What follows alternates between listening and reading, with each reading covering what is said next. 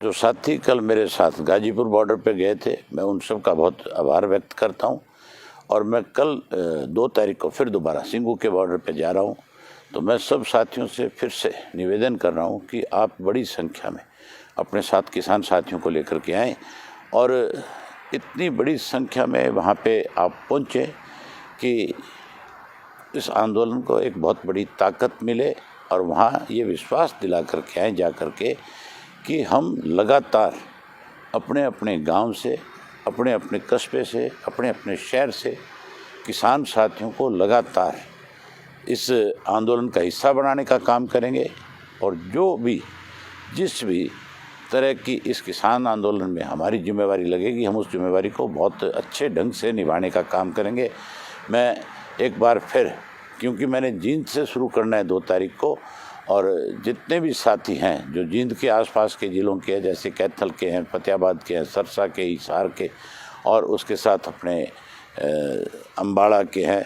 इस इलाके के जो साथी हैं वो सारे के सारे जींद अपने अपने साधनों के साथ पहुँचे। हमने सुबह जींद 10 बजे पार्टी ऑफिस से चलना है और जींद से फिर हम गांव के बीच से होते हुए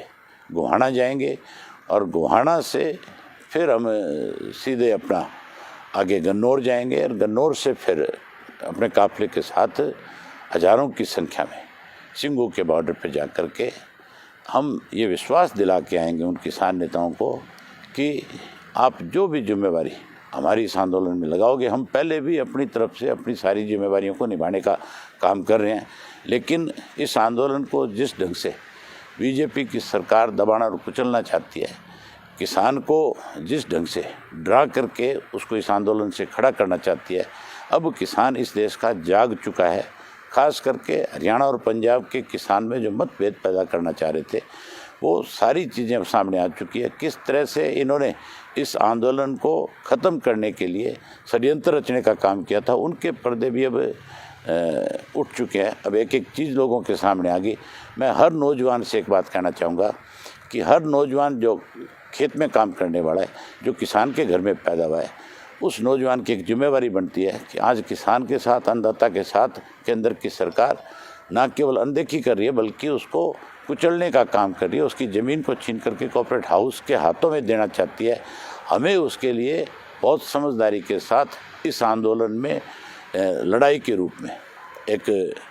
जिम्मेवारी के साथ इस लड़ाई को लड़ना है और इसको जीतना है। केंद्र के सरकार को, देश के प्रधानमंत्री को यह एहसास कराना है कि आपने गलत फैसला लिया है, आप अब भी अपने फैसले को बदलें। इसी लोकसभा का जो सेशन चल रहा है, इसके अंदर आप अनाउंस करें कि मैं उन काले जो कानून मैंने कृषि के बनाए थे, मैं उनको वापस लेता हूं और नए सिरे से किसान के लिए अच्छे कानून बने।